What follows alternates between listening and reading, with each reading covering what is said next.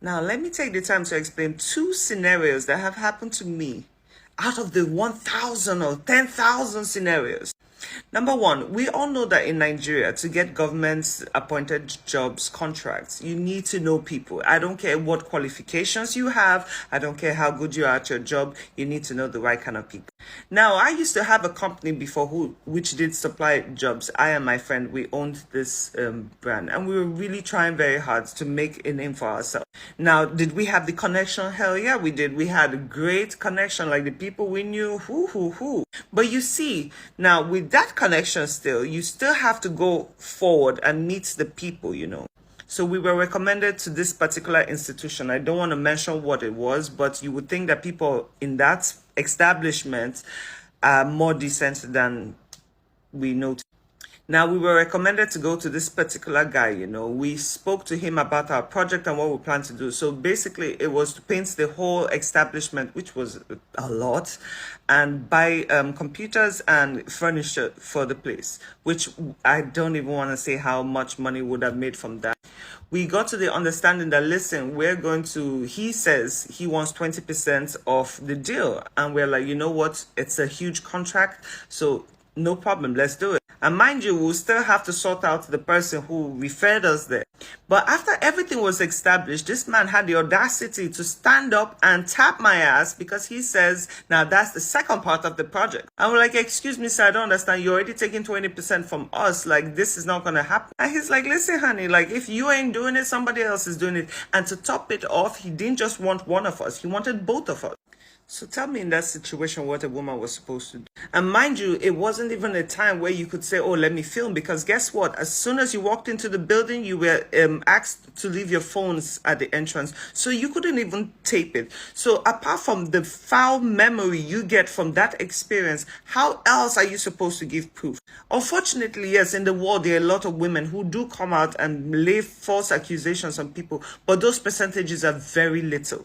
Tell me what I should have done in that situation. Situation number two. I was also in real estate at one point, before I built my studio. I wanted to have more funds. So I'm like, let me go into this business. Now, on this particular day, I met this guy. He sounded very decent. He was as old as my father.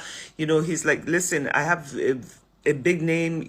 He actually did have a very big name in the real estate business in Lagos. And he's like, listen, if you can help me with my properties, you can put them on the market and you get a commission, blah, blah, blah. So as time went on, we discussed about it. And he said, listen, let's have an official meeting in my office. So I went to the location, dressed properly. I had my jacket on, long pants, everything covered, because I don't want to. I've been in situations like this too many times that I just want to avoid any drama. So decent is. Now, on getting there, within the first 5 minutes of the conversation, this guy already strayed away from business. He started asking me a lot of personal questions.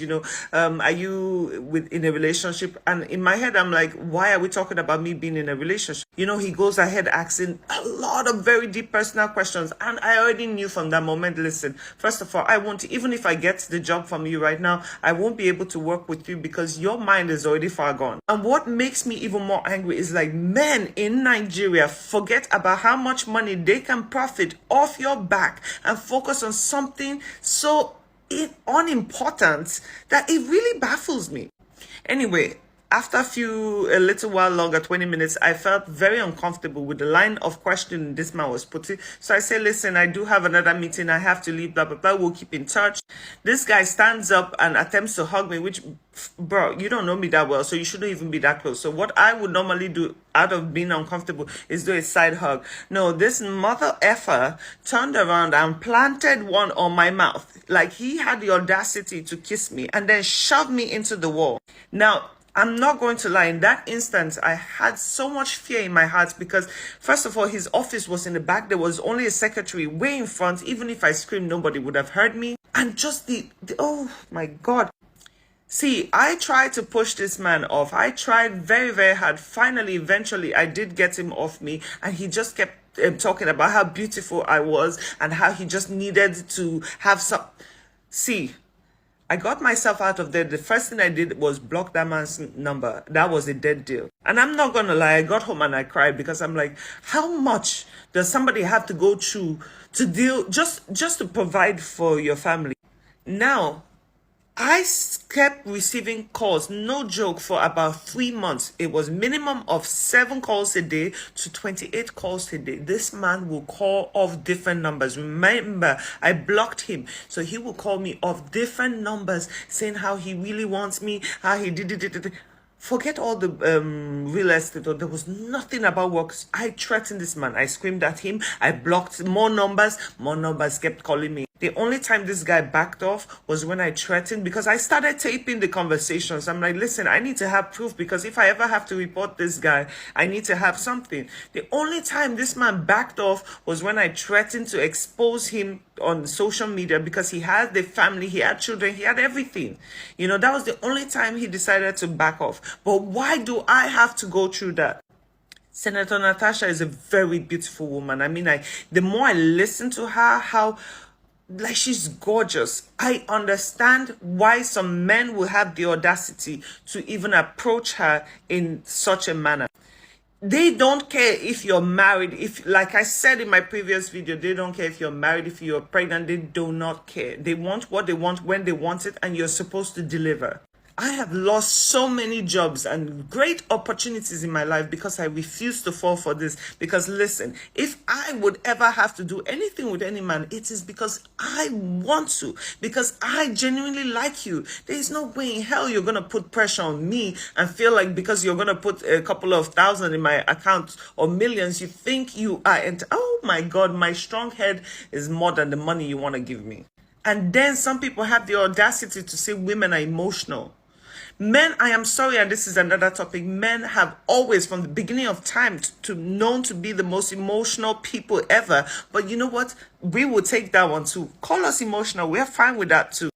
Some men would even justify in my comments, but even men are being harassed and everything. Yes, they are. Just like my other video, I said men are narcissists. Oh, but women too. Yes, they are. But we're talking about percentage right now.